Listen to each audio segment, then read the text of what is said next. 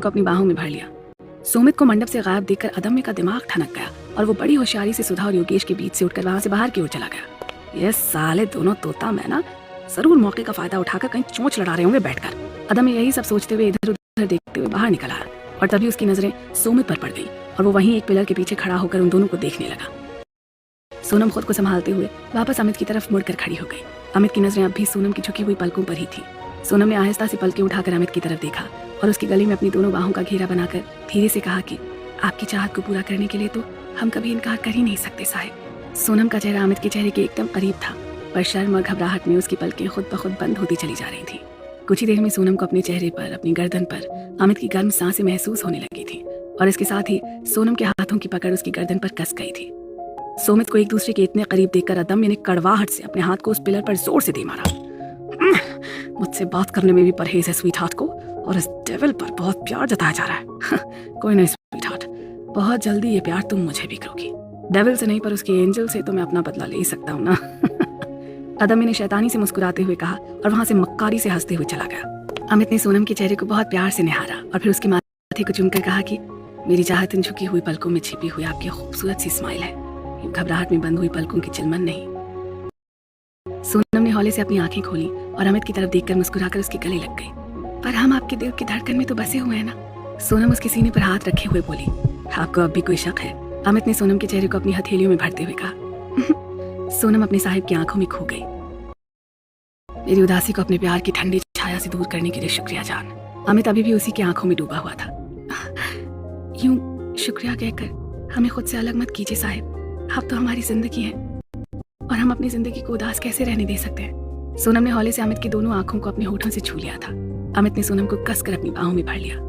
कुछ देर बाद दोनों वहां से वापस मंडप की ओर चले गए, जहां एक और बैठा हुआ अदम्य एक बार फिर से उन दोनों को एक साथ मुस्कुरा कर आते हुए देखकर चिढ़ गया था। दोनों अपनी अपनी जगह पर जाकर बैठ गए, पर नजरें अब भी रह रहकर एक दूसरे से ही उलझी जा रही थी। तभी उपासना जी ने सोनम से कहा कि बेटा जरा देख तो सही, अबू के लिए मैं जो बिछे लेकर आई थी वो कहाँ रख दिया मैंने, कहीं दिखाई नहीं पड़ रहा है। उपासना जी जमीन पर रखी हुई कुछ चीजों को इधर उधर करते हुए चिंता में डूबी हुई बोले जा रही थी।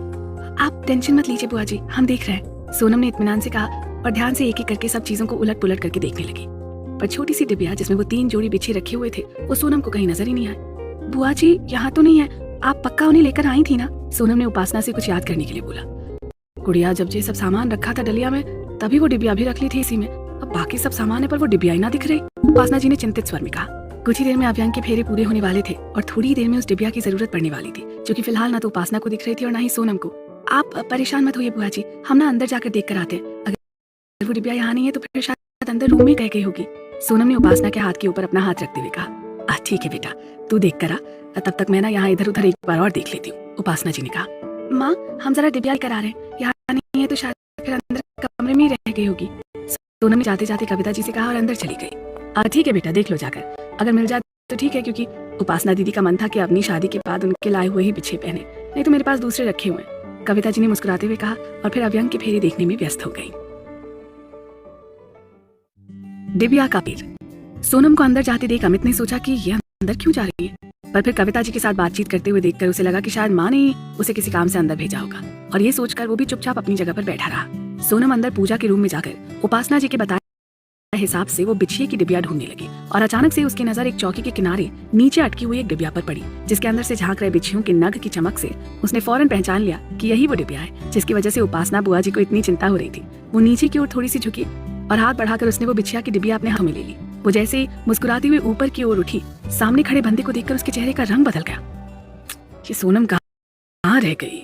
इतनी देर हो गई, अब तक तो इसे बिछिया लेकर आ जाना चाहिए था। उपासना जी ने अपने मन की चिंता कविता जी से साझा करते हुए कहा। तन्ने कट्ठे भेज दियो मारी छोरी नो बिंदड़ी है, खुद भी तय जाकर ढूंढ सके था वा डिबिया नु। दादी भी वहाँ पास में बैठी हुई मनी मन बुदबुदा रही थी। आती हो कि सोनम, आप बेकार परेशान हो रही हैं। धरा ने भी उपासना बुआ को समझाते हुए कहा।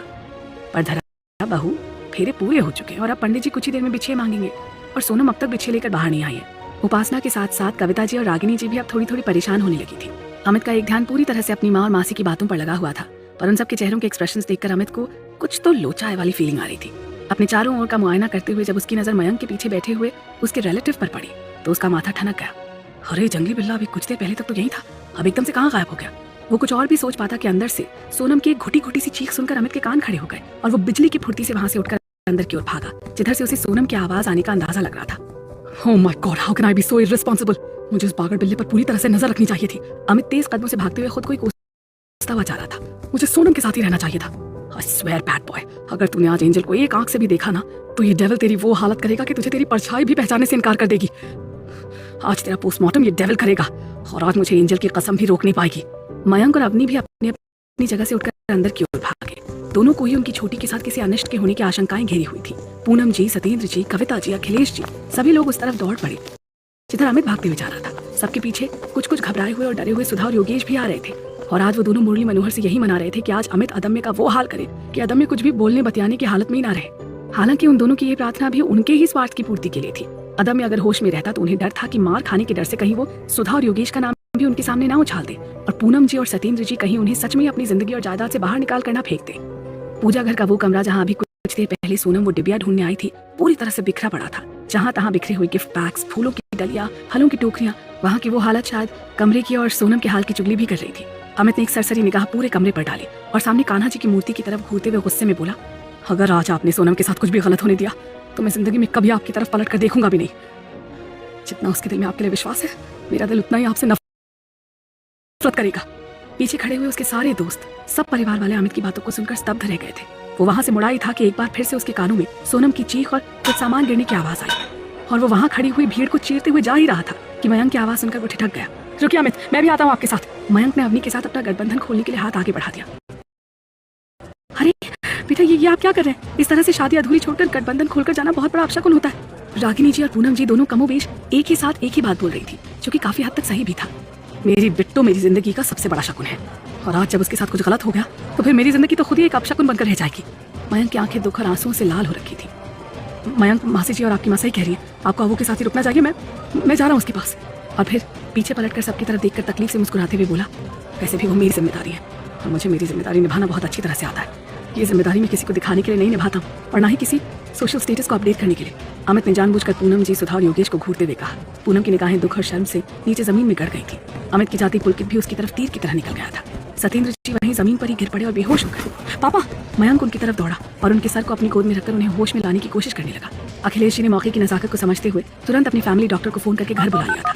पूनम जी ने जैसे ही सत्येंद्र जी के हाल को जानने की कोशिश की, मयंक ने उनके हाथ को पकड़कर एक और झटक दिया और गुस्से में उनकी तरफ घूरते हुए बोला, don't you dare touch him, he is my papa and my papa only. Mayank की आंखों का ताव देखकर सुधा तो योगेश के पीछे दुपक गई। मयंक, तुम। अवनी ने कुछ कहना चाहा तो मयंक ने उसे भी उंगली दिखाकर चुप रहने का इशारा कर दिया। नो अवनी, आज तुम कुछ नहीं कहोगी। हर बार और बार बार मैंने आज तक इन्हें सिर्फ अपनी माँ समझकर ही माफ कर दिया था, पर अब और नहीं। आज इनकी वजह से ही पता नहीं छोटी किस हाल में होगी। और पापा! सत्येंद्र जी के चेहरे पर अपनी उंगलियों को फिराते हुए बोला, पापा की इस हालत के जिम्मेदार भी यही है। मयंक की बातें सुनकर सब खामोश खड़े थे, और पूनम जी वो आज सर झुकाकर मयंक के हर इल्जाम को सुन भी रही थी और अपनी गलती कबूल भी कर रही थी। मयंक का गुस्सा। पूनम जी सर झुकाए आज मयंक की हर शिकवा और शिकायत सुन रही थी। कहीं ना कहीं वो ही आज के और अब तक के हुए सभी फसादों के पीछे थी, कहीं मुखर रूप में और कहीं मौन रूप में। पर आज जो भी हुआ था वो सिर्फ और सिर्फ सुधा के कुत्सित इरादों का नतीजा था। अब तक वहां खड़े सभी लोगों को पता चल गया था कि एक बार फिर से अदम्य ने सोनम को अपनी घटिया मानसिकता का शिकार बनाया है। आप मेरी एक बात बहुत अच्छी तरह से सुन लीजिए मिसेस पूनम वशिष्ठ, अगर आज छोटी को इतना भी, उसने अंगूठे और तर्जनी उंगली को जोड़ते हुए कहा, इतना भी नुकसान पहुंचाना उस अदम्य की वजह से, तो आप मेरे लिए सिर्फ मेरे पापा की पत्नी रह जाएंगी। आप मेरी माँ नहीं हो सकती हैं, नहीं हो सकती आप मेरी माँ। अरे माँ तो वो होती है जिसके दिल में पराये बच्चे के लिए भी ममता का निर्मल सूता बहता है, जो अपने और पराये बच्चों में कभी कोई भेद नहीं करती है, जिसकी नज़र में सब बच्चे एक जैसे और प्यारे होते हैं। पर आपने तो पिछले 22 सालों में एक दिन, एक पल, एक सेकंड भी ऐसा नहीं छोड़ा होगा जिसमें आपने उस मासूम सी बच्ची को अपनी नफरत का एहसास नहीं करवाया। मयंक की बातें सुनकर जहां पूनम जी की आंखों में पछतावे वाले आंसू भरे हुए थे, वहीं सतनाम और सुमित्रा जी अविश्वास और हैरानी से पहले एक दूसरे को देखते और फिर मयंक के चेहरे की ओर देखने लगते। पता नहीं क्यों पर सुमित्रा की आंखों में नमी उतर आई थी और वो सतनाम के कंधे पर सर रखकर सिसकने लगी थी। उसने आपकी इस बेपनाह नफरत के बदले कभी उफ तक नहीं की। पूनम जी की तरफ नफरत से देखते हुए उसने कहा, पता है क्यों माँ? क्योंकि वो बिन माँ की बच्ची आपसे सिर्फ 2 बोल प्यार के सुनना चाहती थी, सिर्फ आपकी आंखों में अपने लिए थोड़ा सा अपनापन देखना चाहती थी।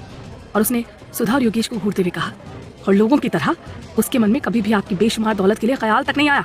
उसके लिए तो माँ का प्यार ही सबसे अनमोल खजाना था, और जिस खजाने से आपने उसे जिंदगी भर महरूम रखा। मयंक का कहा हुआ हर शब्द सुमित्रा जी के कानों में पिघले शीशे की तरह जा रहा था और उनकी बेबसी बढ़ती जा रही थी। और आज तो आपने हद कर दी मिसेस वशिष्ठ। उस 2 कौड़ी के वाहियात इंसान अदम्य के हाथों एक बार फिर से आपने सोनम को चोट पहुंचाने की कोशिश की। अरे आपको तो उसे उसी दिन धक्के मार के यहाँ से बाहर निकाल देना चाहिए था जिस दिन उसने अपने नापाक कदम यहाँ रखे थे। और यहाँ सबकी भली बनी रहने के लिए आप साइड हो गई और सामने ले आई इन्हें, सुधा की तरफ इशारा करते हुए कहा। सुधा पका गई अपना नाम यूं सामने आने पर। हाय हाय मयंक लल्ला, जे तुम कहा कह रहे हो? भला अदम लल्ला की किसी भी हरकत में हमाओं का हाथ हो सकता है? हम काय के लिए वामोड़ा से कछु भी उल्टा सीधा करने को बोलेंगे? सुधा ने अपनी माथे पर आ रहे पसीने को पोंछते हुए हड़बड़ाते हुए कहा। मामी जी, वैसे आपको मामी जी कहने का कोई मतलब नहीं है, क्योंकि आप हर रिश्ते को सिर्फ अपने मतलब के लिए यूज करती हैं। आपके माथे का पसीना ही आपकी हरकतों की कहानी कह रहा है, तो आप तो इस मैटर में बिल्कुल शांत रहिए। योगेश ने मौके की नजाकत को समझते हुए सुधा को हाथ के इशारे से चुप रहने को बोल दिया था। सुधा कुड़ के रह गई। हमारे मन को तो तब हो तो जब चिच्ची व मोड़ी को धक्के मार के यहाँ से निकाल देती और तुम मयंक लल्ला अपनी माँ से हर रिश्ता तोड़कर अलग हो जाते। कैसे जो हालत जीजा जी की आज हुई है, तब शायद इससे भी ज्यादा खराब होती और उस समय सच में जीजी अकेली बढ़ जाती और फिर उनका कौन होता हमारे सिवा। ऐसे में हमारा सोचा हुआ कितना आसान होता, पर ऐसा कछु भयो ही ना, और सब काम इन पूनम जीजी ने बिगाड़ो है, इन्हें तो हम छोड़ेंगे ना। सुधा मनी मन पूनम को कोसे जा रही थी। इतनी देर में अखिलेश जी के फैमिली डॉक्टर वहाँ आ गए थे और उन्होंने सत्येंद्र जी का चेकअप करके दवाइयाँ लिख दी थी। इनका बीपी हाई हो गया था, जिसकी वजह से बेहोश हो गए। ये दवाइयाँ लिख दी हैं और इंजेक्शन लगा दिया है क्विक रिलीफ के लिए। Don't worry, he will be all right. Doctor ने मयंक को ढाढ़स बंधाते हुए कहा। और एक बात का खास ख्याल रखें, इन्हें फिलहाल किसी भी तरह का कोई मेंटल स्ट्रेस ना पहुंचे, अदरवाइज इनकी सेहत के लिए ये नुकसानदायक साबित हो सकता है। डॉक्टर साहब ने जाते जाते मयंक को सख्त हिदायत दी और अंबर उन्हें लेकर वहां से निकल गया। मयंक थका हुआ सा वहीं सत्येंद्र जी के पास बैठ गया। उसे अब बिट्टू की भी चिंता हो रही थी और अमित की भी। सुबह बस होने ही वाली थी और 2 घंटे पहले सोनम जैसे ही डिबिया लेकर ऊपर उठी, अपने सामने अदम्य को मक्कारी से खड़ा मुस्कुराते देखकर वो घबरा गई और अपने कदम पीछे लेती हुई बोली कि आप यहाँ क्या कर रहे हैं? बस तुम्हारी खुशबू मुझे यहाँ खींच कर ले आई स्वीट हार्ट। अदम्य ने कमीनेपन से कहा। लगता है लातों के भूत बातों से नहीं मानते। तभी तो उस दिन फुटबॉल मैच में फुटबॉल की तरह कुटने के बाद भी आपकी आंख ठिकाने नहीं आई है। सोनम ने खुद की घबराहट को छुपाते हुए कहा। देखिए, हमें आपसे कोई बात नहीं करनी है, आप हमारा रास्ता छोड़िए और हमें जाने दीजिए। बिल्कुल स्वीट हार्ट, मैं तो खुद भी यहाँ से कल जाने ही वाला हूँ, पर सोच रहा हूँ कि जाने से पहले तुमसे अपनी बेइज्जती और पिटाई का थोड़ा जुर्माना तो ले लूँ। अदम्य ने सोनम की तरफ बेहयाई से मुस्कुरा कर कहा। लगता है कि आप अभी और भी पिटना चाहते हैं, तभी तो रघुवंशी सर के होते हुए भी आप यहाँ तक चले आए हैं। सोनम ने अदम्य की तरफ टेढ़ी नजर करते हुए कहा। आपको क्या लगता है कि हम यहाँ आए और उन्हें इस बात की भनक तक नहीं होगी? अगर हम यहाँ से 2 मिनट के अंदर बाहर नहीं पहुंचे ना, तो वो हमें ढूंढते हुए यहाँ आ जाएंगे, और अगर उन्होंने आपको यहाँ देख लिया तो फिर अपनी दुर्दशा के आप खुद ही जिम्मेदार होंगे। मैं तो 2 मिनट भी यहाँ नहीं रुकना चाहता हूँ, तुम बस मेरी विश पूरी कर दो, मैं यहाँ से चला जाऊँगा। अदम्य सोनम की तरफ कदम बढ़ाते हुए बोला। देखिए, हम कह रहे हैं ना, हमें जाने दीजिए, रास्ता छोड़िए हमारा। सोनम ने वहाँ से जाने की कोशिश करते हुए कहा। अरे ऐसे कैसे स्वीट हार्ट, कितने दिनों से ऐसे ही किसी मौके की तलाश में था, और आज जब वो मौका मिला है तो मैं तुम्हें जाने दूँ? नो नो नो बेबी, अदम्य इतना भी डफर नहीं है। अदम्य ने सोनम की मक्खन जैसी मुलायम कलाई अपने पत्थर जैसी हथेली में जकड़ ली थी और उसे धकियाते हुए दीवार की तरफ ले जाने लगा। इस छीना झपटी में सोनम का फोन वहीं गिर गया। सोनम ने उसकी हथेली में अपने नेल्स गड़ा दिए थे कसकर, और कुछ सेकंड्स के लिए अदम्य की पकड़ सोनम की कलाई पर ढीली पड़ गई थी। सोनम उसे धक्का मारकर बाहर की ओर भागी। हड़बड़ी में वो बाहर गैलरी से होते हुए पीछे के दरवाजे से गार्डन की तरफ भागती हुई चली गई, और एक छोटा सा कमरा जो अमूमन गार्डनिंग और उससे रिलेटेड सामान को धरने उठाने के लिए यूज किया जाता था, उस कमरे की ओर बढ़ गई। पर इससे पहले कि वो उस कमरे का दरवाजा बंद कर पाती, अदम्य ने एक झटके में वो दरवाजा खोल दिया और सोनम घबराकर पीछे की ओर बढ़ने लगी। बस एक किस और फिर मैं अपने रास्ते और तुम अपने रास्ते। अदम्य की नजरों में सोनम को एक अजीब सा वहशीपन दिख रहा था और उसके चेहरे पर पसीने की बूंदें चुहचुहाने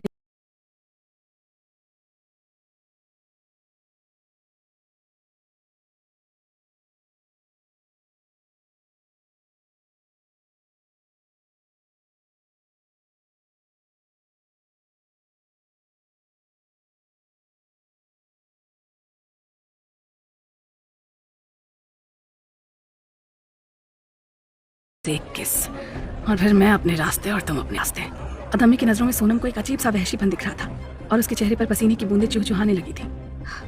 कहाँ हैं आप साहिब? हमें बहुत डर लग रहा है। सोनम मन ही मन बुदबुदा रही थी।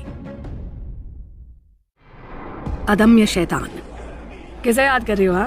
अपने डेविल को? पर आज तुम्हारी मदद करने यहाँ कोई नहीं आ पाएगा, ना ही वो सन की बुढ़िया और ना ही तुम्हारा वो डेविल।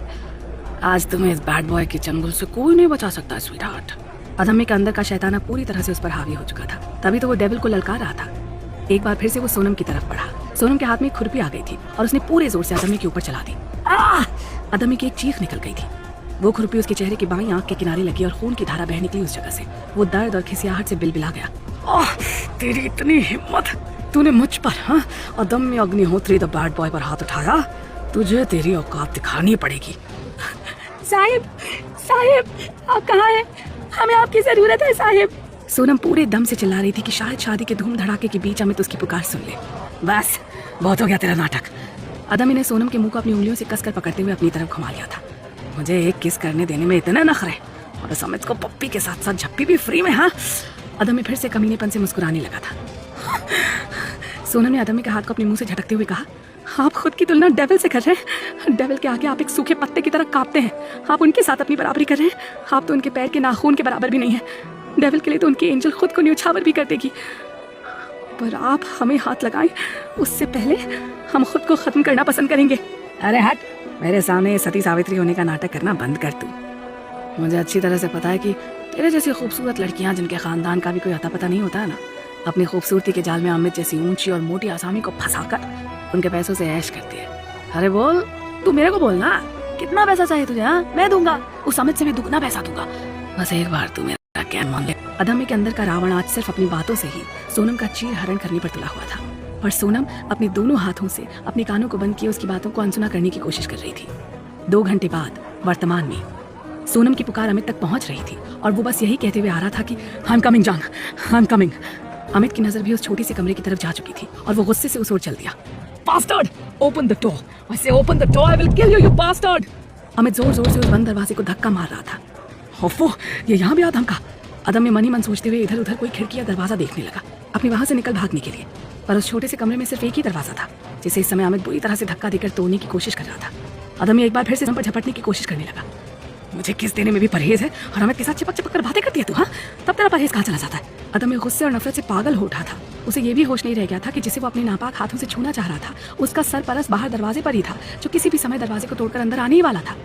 अंदर की छीना झपटी बाहर अमित के गुस्से को और बढ़ा रही थी और उसने 2-3 बार की पुरजोर कोशिश करने के बाद दरवाजे को अंदर लगी कुंडी से बाहर कर फेंक दिया। Don't you dare touch her! Amit ने कमरे में घुसते ही दहाड़ते हुए कहा। अदम्य के चेहरे पर जैसे कोई चाबुक चल गया था। वो अपनी ही जगह पर जम गया और सोनम भागते हुए उसकी तरफ से अमित के पास चली गई और उसके सीने पर सर रखकर जार जार रोने लगी। डोंट क्राई सोनम, हम यहाँ। अमित की जान निकली जा रही थी सोनम को उस मुड़ी तोड़ी हालत में देखकर, पर वो अपनी तकलीफ को जज्ब किए हुए सोनम को ढाढ़स बंधा रहा था।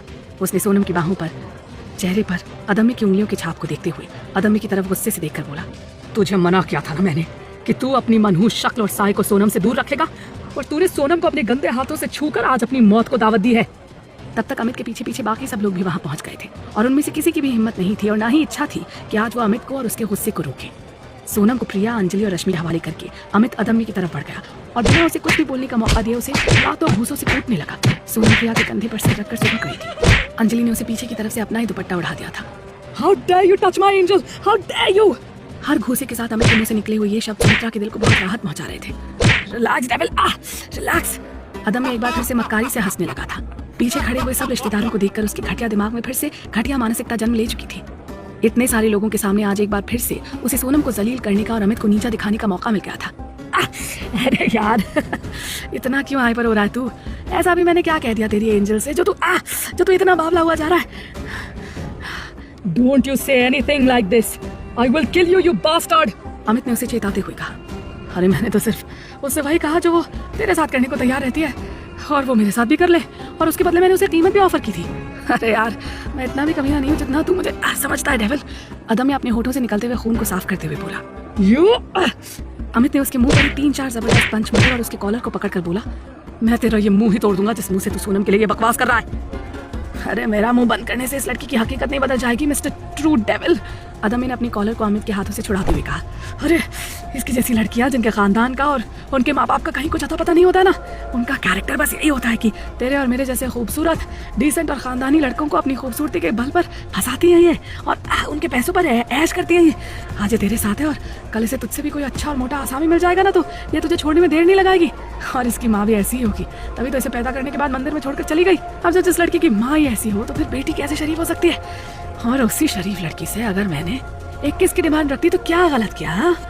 अदम्य की बेहयाई और बदतमीजी, शैतानियत अपने चरम पर थी और ये सब अमित की बर्दाश्त की हद से बाहर हो चुका था। तू गंदी नाली का वो कीड़ा है जो जहां भी जाएगा वहां गंदगी ही फैलाएगा और उसे हर जगह अपने जैसे गंदे लोग ही नजर आएंगे। तुझे तो कीचड़ में खेलने वाले कमल में भी दोष ही नजर आएगा।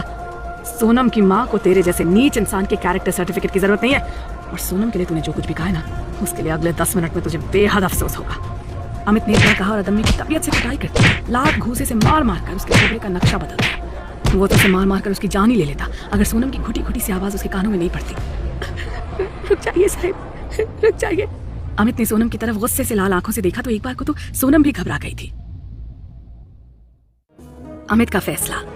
अमित का गुस्सा शांत नहीं हो रहा था किसी भी तरह से, और रह रहकर उसके कानों में सोनम को बिना खानदान का कहा जाना वो भुला ही नहीं पा रहा था। सुमित्रा जी का मन तो बहुत हो रहा था कि वो अभी अदम्य को खरी खरी सुना दे, पर अभी थोड़ी देर पहले ही डॉक्टर साहब की दी हुई नसीहत उन्हें याद आ गई कि सत्येंद्र जी को इस समय कोई भी शॉकिंग न्यूज नहीं मिलनी चाहिए थी, नहीं तो उनकी तबीयत और खराब हो सकती थी और वो मजबूरी में चुपचाप खड़ी रह गई।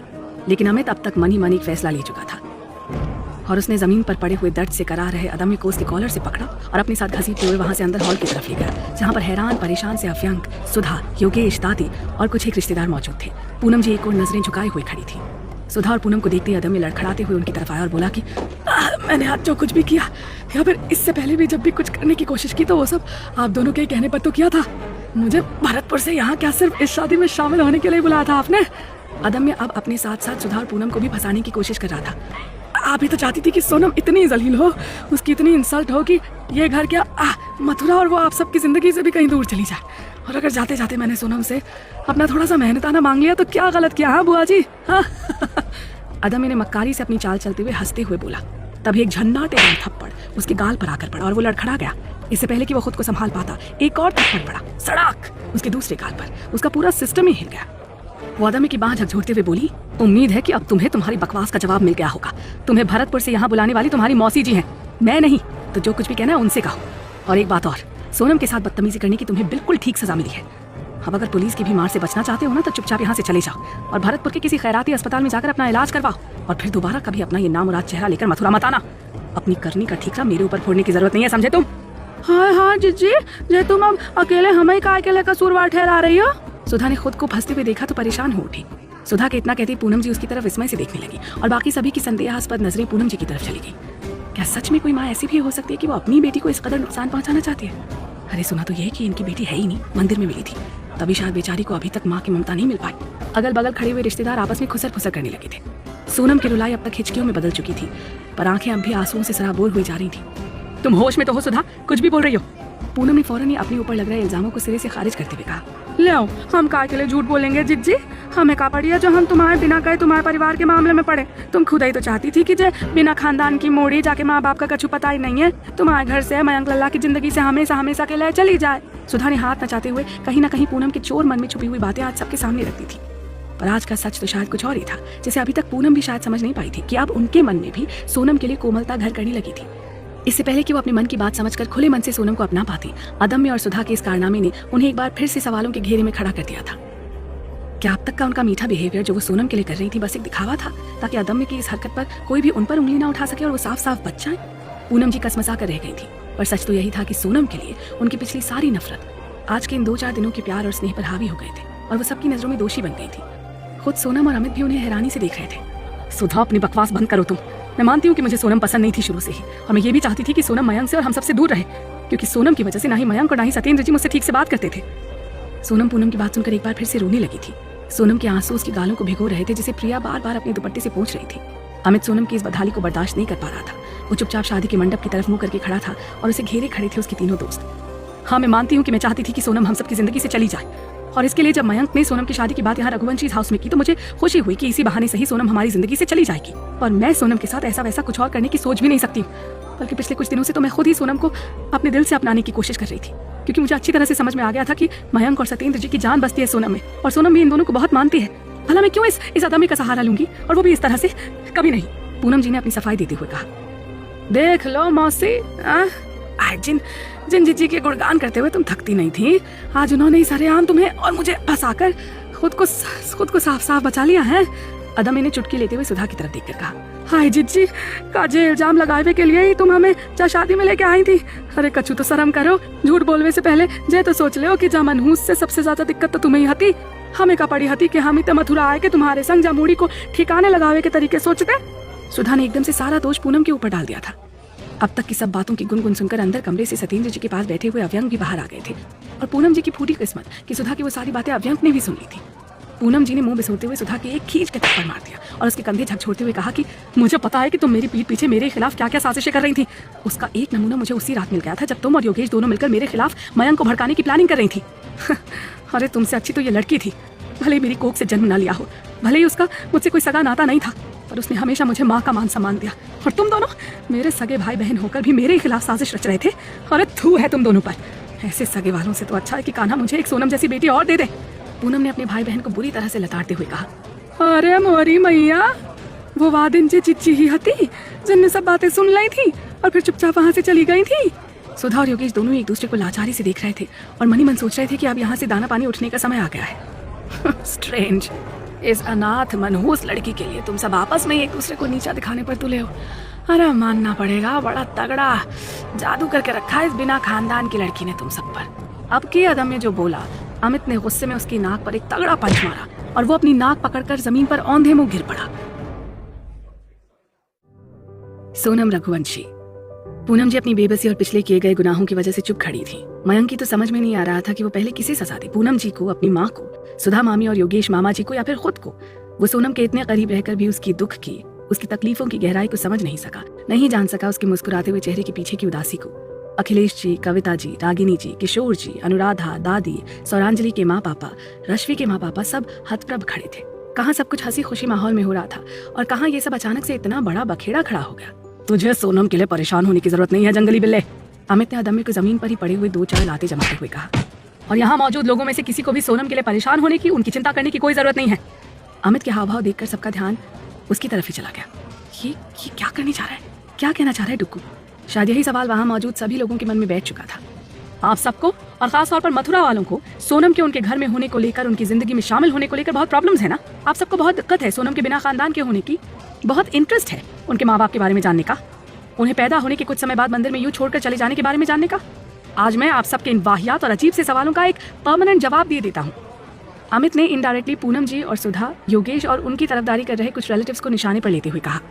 सब के सब बस मुंह बाए अमित की कही हुई बातों को समझने की कोशिश कर रहे थे और उसके दोस्त आपस में देखते हुए बस यही सोच रहे थे कि ये डेविल कब, क्या और कैसे करेगा, ये लास्ट मोमेंट तक हमें भनक भी नहीं लगने देता है। अमित जो अब भी अपनी जगह पर खड़ा होकर वहां मौजूद लोगों को गुस्से और नफरत से देख रहा था, अदम्य की तरफ हिकारत से देखते हुए बोला कि देख जंगली बिल्ले, तेरे सामने और सबके सामने, इस पूरी सो कॉल्ड सोसाइटी के ठेकेदारों के सामने, जिनके लिए आज भी किसी लड़की के कैरेक्टर को, उसके संस्कारों को जज करने के लिए उसके कुल, खानदान, गोत्र की जरूरत पड़ती है, मैं आज अपनी जिंदगी को सच में अपनी जिंदगी में हमेशा हमेशा के लिए शामिल करने जा रहा हूँ। And I give you all a challenge that come and stop me if you guys can, or if you guys have any courage. Amit अपने कदम बढ़ाते हुए सोनम की तरफ गया और उसकी कलाई को पकड़कर, जिस कलाई को अभी कुछ देर पहले अदम्य ने बुरी तरह से पकड़कर मसल दिया था, जिसके निशान अब भी सोनम की नाजुक सी कलाई पर मौजूद थे, उसे अपने साथ शादी के मंडप की तरफ ले गया। बाकी सब लोगों का मुंह खुला का खुला रह गया था और उसके दोस्तों का, दादी का और फैमिली वालों का रिएक्शन पहले तो ऐसा ही था, पर फिर बाद में वो सब खुश हो गए। सोनम तो पहले से ही बेहाल थी और अब अमित के रिएक्शन को देखकर वो कुछ भी सोचने या समझने की हालत में नहीं रह गई थी, बस कातर नजरों से टुकुर टुकुर अपने साहिब को देखे जा रही थी।